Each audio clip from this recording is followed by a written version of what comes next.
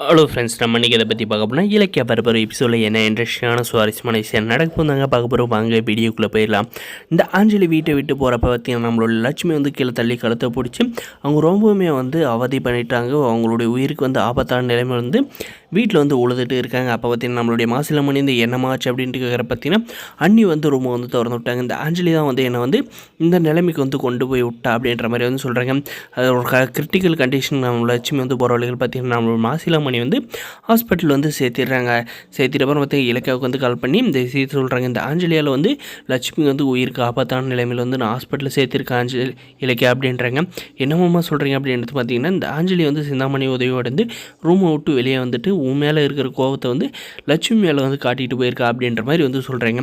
இதுக்கப்புறம் பார்த்திங்கன்னா நம்ம இலக்கியா வந்து பதறி அடிச்சுட்டு போகிறாங்க. இந்த ஆஞ்சலி பார்த்திங்கன்னா இந்த ஹாஸ்பிட்டலில் சேர்த்துருக்க விஷயம் தெரிஞ்சு இலக்கியா மேலே இருக்க கடுப்பில் வந்து லட்சுமிக்கு வந்து எப்படியாவது வந்து ஏதாவது வந்து விஷ ஊசி போட்டு வந்து கொண்டுடலாம் அப்படின்ற மாதிரி வந்து பிளான் பண்ணி அங்கே இருக்கிற நர்ஸுக்கு வந்து பணத்தவும் பாய்சனை வந்து கொடுக்க போகிறாங்க. இதெல்லாம் பார்த்திங்கன்னா கண்டிப்பாக வந்து நடக்கவே கூடாது. நம்ம லட்சுமிக்கு வந்து மறுபடியும் க்யூர் ஆகி வரணும் அப்படின்னு நினைக்கிறேன். இந்த வீடியோக்கு ஒரு லைக் பண்ணுங்கள், மறக்காத சப்ஸ்கிரைப் பண்ணி வச்சுக்கோங்க.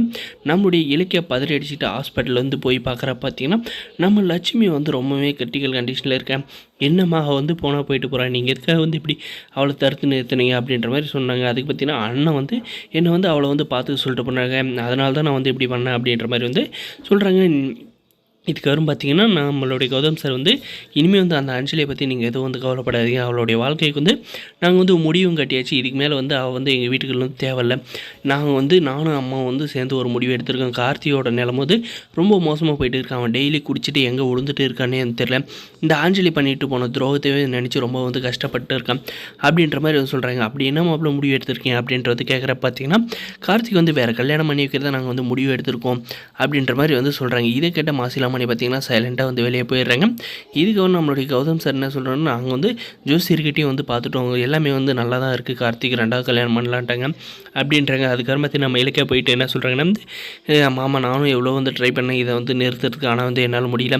இந்த ஆஞ்சலி பண்ண துரோகத்தில் வந்து கார்த்திக் ரொம்பவுமே வந்து மனதளவு பாதிக்கப்பட்டு சைக்கோ மாதிரி நடந்துறான். டெய்லி குடிச்சிட்டு வரான். அவனை வந்து திருத்துறதுக்கு வேறு வழி இல்லை. அதனால் அவனுக்கு வந்து வேறு கல்யாணம் பண்ணி வச்சா மட்டும்தான் வந்து திருந்தும் அப்படின்ட்டு வந்து அத்தையும் கௌதம் வந்து யோசிச்சிட்டாங்க. என்னை வந்து மன்னிச்சிருங்க அப்படின்ற மாதிரி வந்து சொல்கிறாங்க.